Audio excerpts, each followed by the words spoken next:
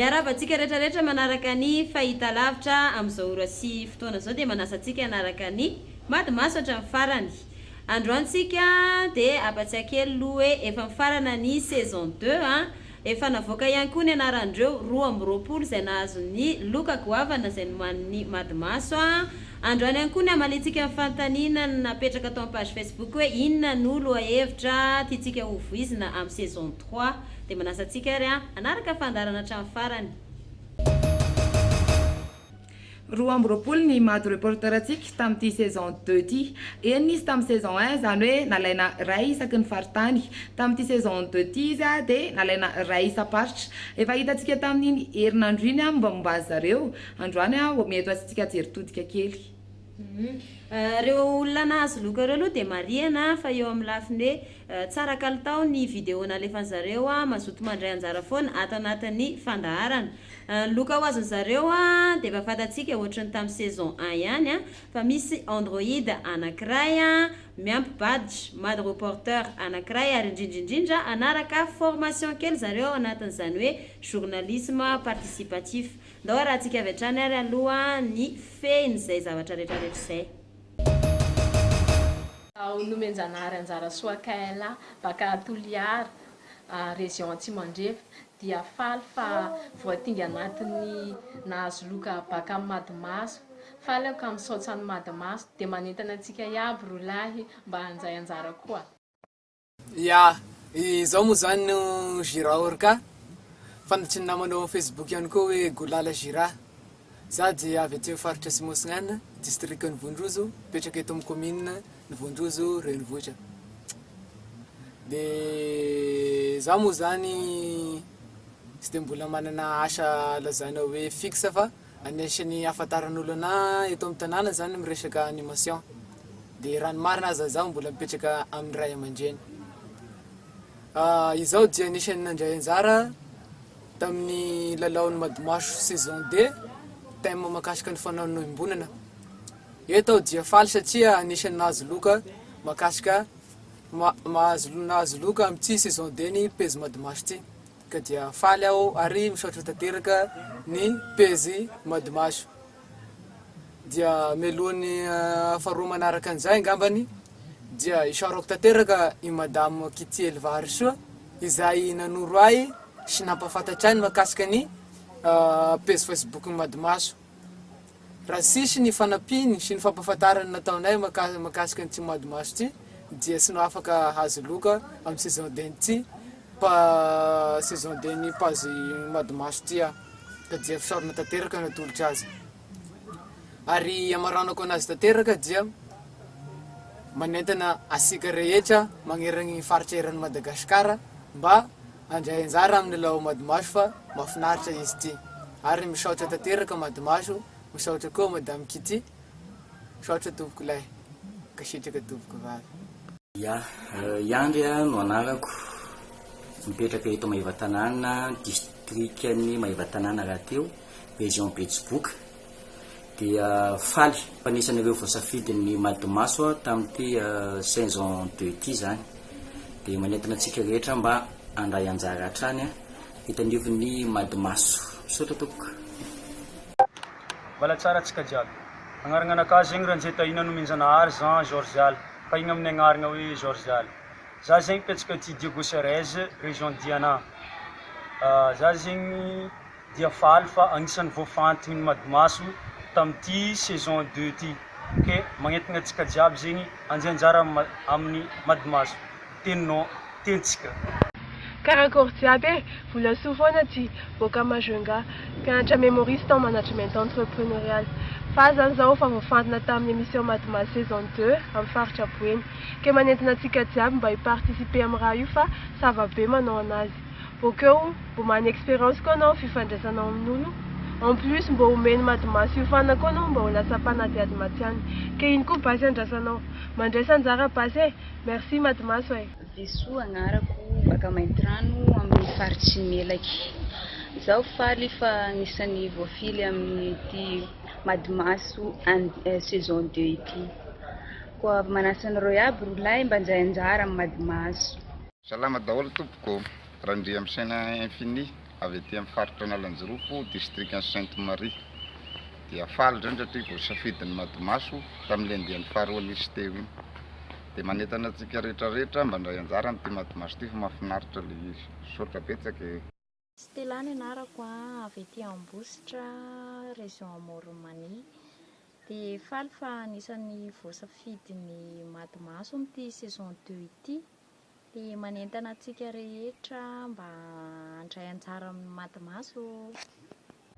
Faly miarahaba ty agnarako zany Honorina petraka amin'ny Gombe, région Mandrovo. Le faly raha fa anisan'ny voafantigny amin'ny Madimaso saison 2 to.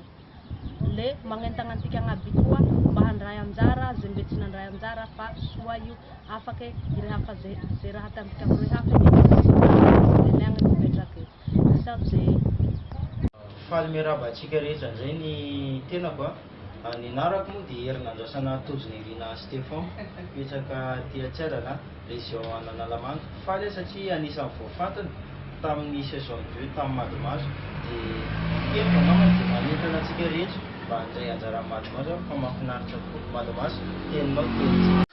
Hajanirina Erika ny anarako mipetraka Ios, région Ios. Dia faly fa anaty voasafidy anatin'ny saison 2 amin'ity Madimaso ity dia manantena antsika rehetra handray anjara amin'ny Madimaso. Niara dia mirary soa e, zao ny aty aminay aty. Andro no anarako ao aty Arivomamo, région Itasy. Dia faly fa anisan'ny voasafidy amin'ny Madimaso tamin'ity saison 2 ity. Dia manentana antsika rehetrarehetra mba handray anjara daholo. Merci. Ny anarako tompoko Alibien Jean Gilbert, mipetraka aty Amboasary ato amin'ny faritra Nosy. Dia misaotra ny Madimaso zany nanome anay Leloka. Dia manentana antsika rehetra zany mba handray anjara amin'ity Madimaso ity fa tsara zany ny Fandaharana zay atao ao. Saotra tompoko. Andrea Mamory Miraty Valosoa, mipetraka amin'ny commune Tsinjao Revimanga, région Bonglave. Dia faly fa anisan'ny voafantan'ny Madimaso tamin'ity saison 2 ity. Manentana antsika rehetra handray anjara amin'ny Madimaso. Coucou, safidy ny anarako avy aty Fianaratsoa, région Tomatsara. Dia faly fa anisan'ny safidin'ny Madimaso tamin'ity saison 2 ity. Dia manentana antsika rehetra handray anjara indray amin'ny saison 3 fa mahafinaritra ny lalao. Mitovy no anarako aty Moramanga, région loatra Mangoro. Anisan'ny nahazo fankasitrahana tamin'ny fandarana Madimaso saison 2. Dia misaotra indrindra ary makasitraka ny fandarana. Dia manasa antsika rehetra handray anjara ny hevitra ao anatin'ny fandarana. Faly aho miarahaba atsika zay miatrika Trimaso. Dia ny anarako moa zany dia Ridel, mipetraka Bealagna be, district Bealagna, faritra Sofia. Dia faly koa za fa voaray amin'ity Madimaso saison 2 ity. Ka manentana antsika rehetra mba haritra faly mba hanaraka ity Madimaso. Ny anarako dia i Olivia avy aty Mananjary, région Vadivavy-Fitofonana, izay manao asa fanadihadiana. Faly za fa anisan'ny voafantany ahazo ny loka ao amin'ny Madimaso amin'ity saison 2 ity. Tena faly be za fa merci Madimaso. Manantena antsika rehetra erako madama mba handray anjara daholo e. Faly miarahaba antsika jiaby zay magnaraka fandarana amin'ny fotoagna zao. Mpanolotra dia Raphaël Alexandre Nena Nicolas, mipetraka aty Andodabe, Folo Pointy, Tamatavy D. Anisany voafidin'ny Madimaso amin'izao saison 2 ity. Solotegna ny faritra Antsinanana. Dia magnome fisaorana lehibe indrindra ho an'ny Madimaso ny tenako amin'ny fifidian'ny anazy. Dia magnentana antsika malagasy jiaby tsy ankagnavaka mba handray anjara isaka ny misy thème mivoaka. Maka vidéo amin'ny magnodidina mamaly commentaire amin'ny FB. Dia Madimaso teninao tentsika jiaby. Saotra tompoko.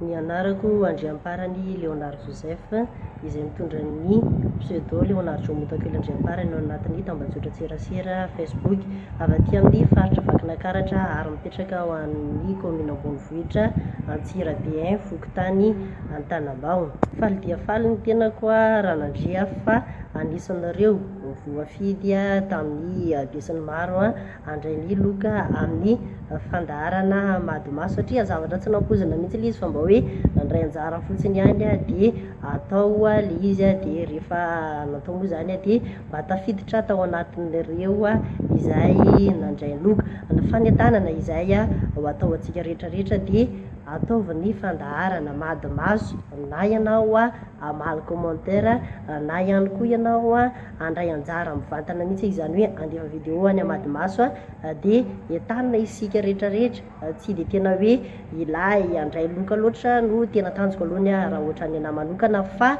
mba hitondra ny feon'ny vahoaka izay manodidina ny aminareo izay zavatra izay mahazo azy ny fandaharana madimaso mantsy dia natao ho an'ny sarambabem-bahoaka mihitsy izany hoe mipaka any amin'ny fiainan'ny vahoaka ireo zavatra izay misy eo any amin'ny fokotany na aretina izany na ihany koa fahasalamana eo ihany koa ny resaka fahaizamiaina teo ihany koa izao ny resaka fiakaran'ny vidim-bary dia efa natao anatin'izao fandaharana izao.